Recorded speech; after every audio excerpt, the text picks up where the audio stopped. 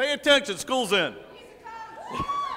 All right, so you're probably thinking, what is he doing here? He doesn't look like a coach. I look like a sack of potatoes at the end of a stick, right? Absolutely. I'm here to talk about pole vaulting because I learned a lot about how girls and boys learn and the differences between girls and boys learning when I teach pole vaulting. Why are you filming me, pal?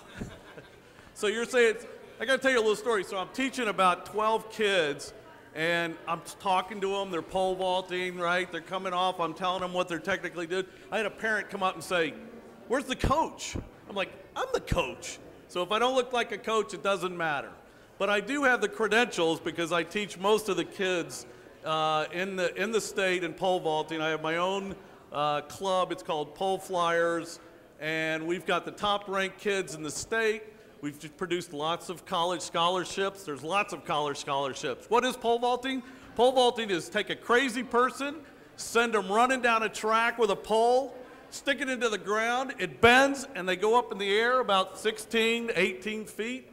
You got to be crazy to pole vault. Strange thing is that a lot of studies have been done about pole vaulting in the high school, and it turns out it's the most dangerous sport in high school and collegiate sports. Thank you, University of North Carolina, for making my sport that I love so much look so bad, but it does turn out that if you look at the statistics, the average is much higher in terms of people actually dying in pole vaulting. The difference between men and women, if you look that men started pole vaulting a lot earlier, and if you look in like 1992, women started pole vaulting. Why? Because it turns out everybody told the women that it would hurt their reproductive systems if they pole vaulted. So they've gotten a little bit behind, but they're going to eventually catch up. So what we're going to do is we're going to talk about the difference between men and women when they learn a dangerous sport and they learn a very technical sport like pole vaulting. So all the controversial topics are coming up. Don't blame me, and my wife made me put my email up there, so if you don't like what I'm talking about, you can send an email and I can blame her. Men shake off disastrous jumps much more quickly than women. Women take a lot longer to return to normal jumps.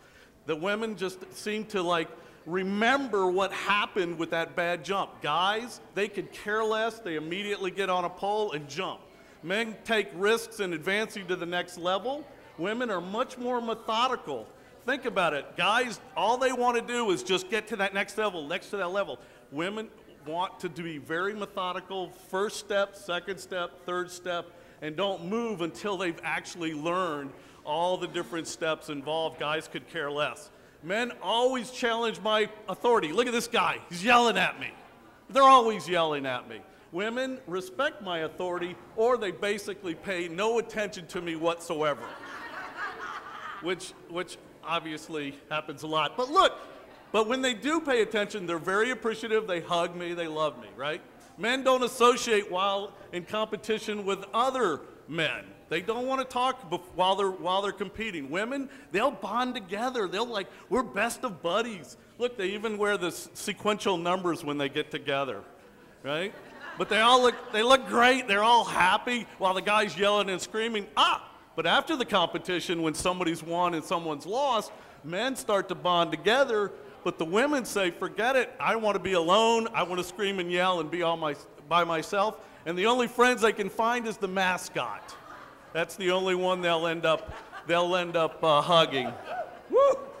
Men are like hungry pigs. They will overtrain until they absolutely collapse. I'll have a guy come up to me and say, "Hey, my left leg hurts really bad." And I said, "Well, don't jump." And he goes, "But I want one more jump," which is purely dangerous. Women have an internal training meter and know when to stop and will tell you in no uncertain terms, "I'm finished," and you can't do anything about it. Men change poles, different lengths and different weights required for pole vaulting. They'll do anything. They'll swap out their equipment. Women want to stay up with their one little pole, right? They don't want to go to a different pole. They want to stay with their only one. They're very happy. It's like, I love my binky pole. Men pay less attention to the technicalities of pole vaulting. They just get on and jump and go crazy. Women need to perfect even the smallest little part of pole vaulting. They cannot move forward until they're absolutely perfect and they look perfect, right? Otherwise, they won't go ahead, move, and try to take on new things. Men are less motivated to do extra training. That's my top guy right there, right? Women will look at other training activities to get involved in. They'll always go that extra mile. Guys will just do whatever the heck it takes to just jump and not do anything else for training purposes or whatever. But men are more likely to accept the challenges. So, like for example, if you put a guy on a motorcycle and tell him to jump with a motorcycle, he'll do it, right? Don't try it at home. Nutcases only.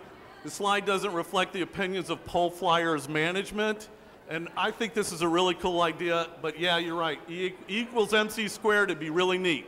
Women are more likely to volunteer and raise money, right? If women will work at the organization of the nonprofit that we are, Pole Flyers. They'll help with fundraising, they'll help with accounting. We're completely broke, but we are a 501c3 if you want to know. So what have we learned? Pole flying is really cool, like snowboarding. Richard doesn't look like a pole vaulting coach.